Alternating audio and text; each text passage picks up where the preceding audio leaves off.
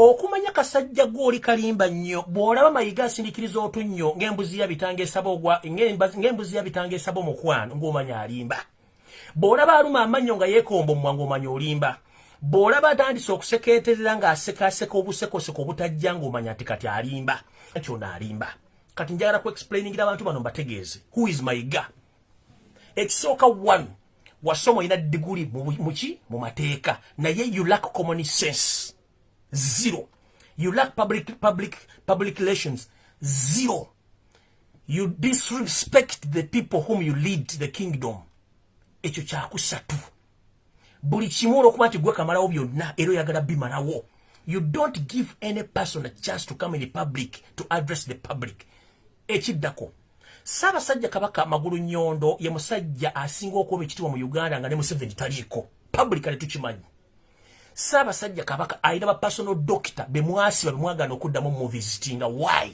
tell the public are you a physician Mayiga are you a physician we would expect traditionally kasujju jajjaffe kasujju Lubinga okujja okubuulira Obuganda lwaki Ssaabasajja Kabaka ali mu mbeera eyo kubanga ye kasujju Lubinga alina otulya nti owaayo Mutanda yakyaddeko ewa kasujja ali mu mbeera bweti gwe n'oleeta engalabi yo n'obuzibu bwo bumanyi nti gw'osinga okutegera mu Buganda nga tegwasingamu obusiru n'ojja addressing public ogirimbye otya munnange nno olunaku lw'enkya ngenda kukola program agenda kubeera open discussion njagalako abasawo n'abantu abalina reasoning capacity nga musobola okwadressinga issue ya Mayiga gy'alibye bannayuganda 1 omukulu avudde n'agamba nti Ssaabasajja Kabaka gyali mulungi ali kuddamula alamula era embeera y'ennungi sebo Ssaabasajja Kabaka teyalwadde jjo teyalwadde leero talwadde luli talwadde ennaku za mwezi ziri ez'emabega kitutte omwaka mulamba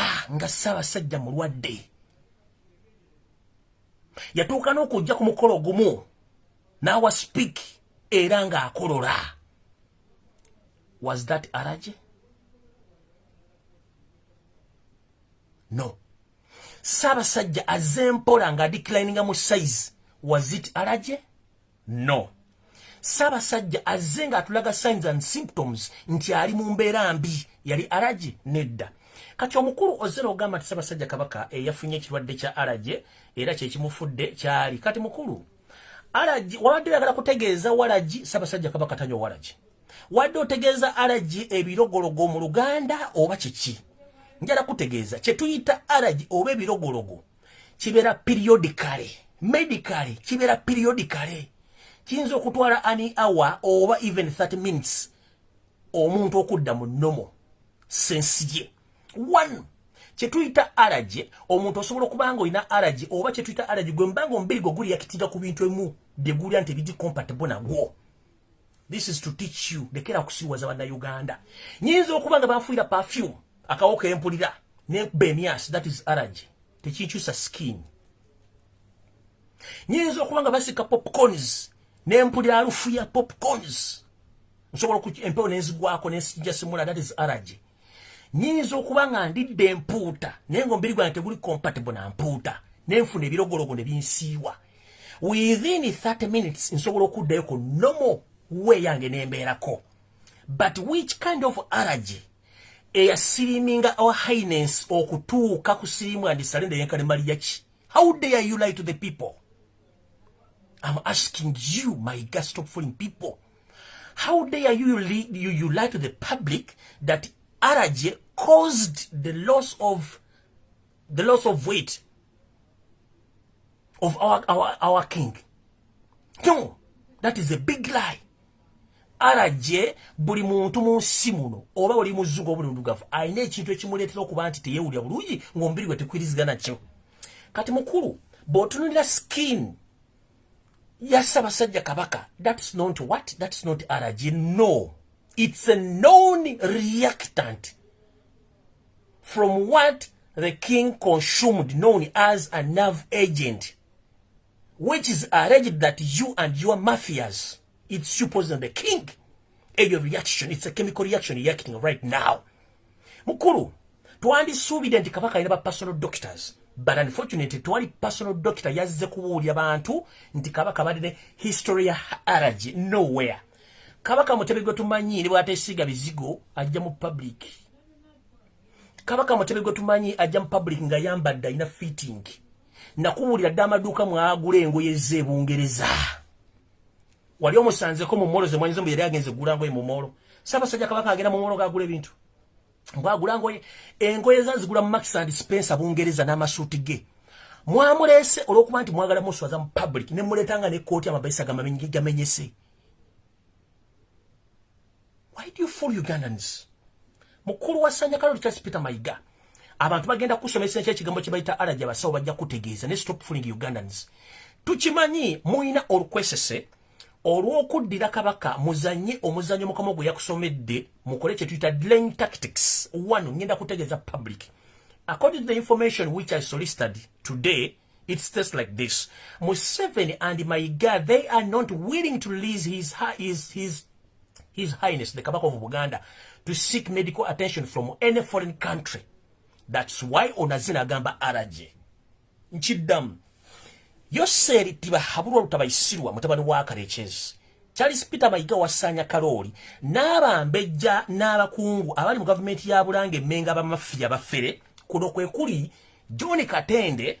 Kuno kwekuli Sara Kagere. Kuno kwekuli Sara Kagere. Kwekuli Nabaloga. Kwekuli David Wasajja. Chiwala bimale. Nane kwekuli n'abantu abalala bali akakundingako abantu 8. Bano beewerera dda Ssaabasajja Kabaka okuva mu 1995 nga bamuwerera omujjawo nga tebakkiriza nti ye Ssaabasajja Kabaka wa Buganda mpaka nakati.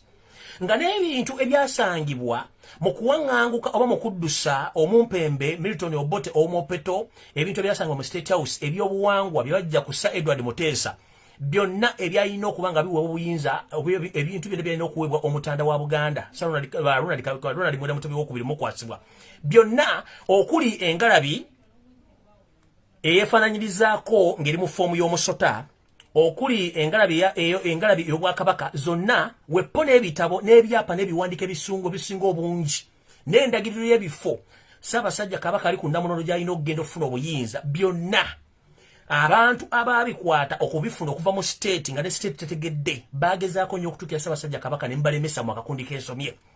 Era akakundi kano abantu abakaliko nga bagala kusinkana Ssaabasajja Kabaka mwabalemesa antiri bwe mwatandika okuttako omu ku omu mpaka basigaddewo abatono kati abali mu kutiisi batasobola kujja. Ebintu bino finally mwabifuna ne mubikweka ng'era birina omwami John Katende, Charles Peter Mayinga, Kiwalabe Male, Sara Kagere ne Nabaloga ne David Wasajja. Era kuva dda bo bagamba balina Kabaka waabwe ye David Wasajja gwe baagala, kubanga mujjukire nabagamba nti omwana wa Muteesa Ronald Mwenda Mutebi w'okubiri azaala Dana Kagere n'azaala Nabaloga, wepo ne David Wasajja si bamama be bamu banjawulo. Kati olw'okuba nti ono Agnes Kagere mwana wa Nsowola ate nga mama we si wa Mutebi balina akakuku kali bagamba nti kabogo kakadde tekagwambula olwo, n'abaana kennyini naddala Kagere yatwala obukyayi bwa nnyina okuba nti yakyawa maama wa Mutebi nti olw'okuba nti yali ali okumpi ne Ssaabasajja Kabaka, ng'ono ye yali kaŋŋambe nti baali bamwagalira kuweeru nga tali mu lubiri. Ndowooza bajja eri obukuku bwabwe buleeta olwalubutuusa olwali okutegeeza abantu. Kati ekyo nno nga nkimaze nga nkitegeezezza bwe ntyo nti abantu bano bali mu kola okutta Ssaabasajja Kabaka, missoni y'okutta Ssaabasajja Kabaka ekulembeddwamu Yosef Tobasoni Mutono wa Karekezi, Muhoozi Kanyarugaba Janet n'abaana bayita baloyo. Kati jala bagamba information gyefunye bangabibwe ne munaasonda ensimbi ne muzimala mu bire nti mwagala kutwala omutanda. Yosef Tobasoni Mutono wa Karekezi n'akakundi k'abalangira bano tekagenda kukkiriza mu Ssaabasajja Kabaka fuluma okufunza ku information gyenfunye.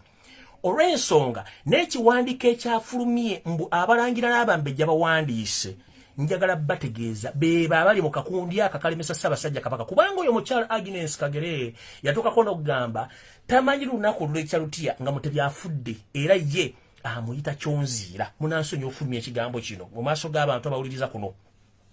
Obukyawu n'enkwezenge eziri mu bantu bano nekko eryakubasira ku mitima gy'abantu bano okuba nti baakyawa Ssaabasajja Kabaka okutuuka bwe kuti abamanyi history muli munoonyerezaako naye ekintu kibi nnyo, bano abantu bakyamu nnyo.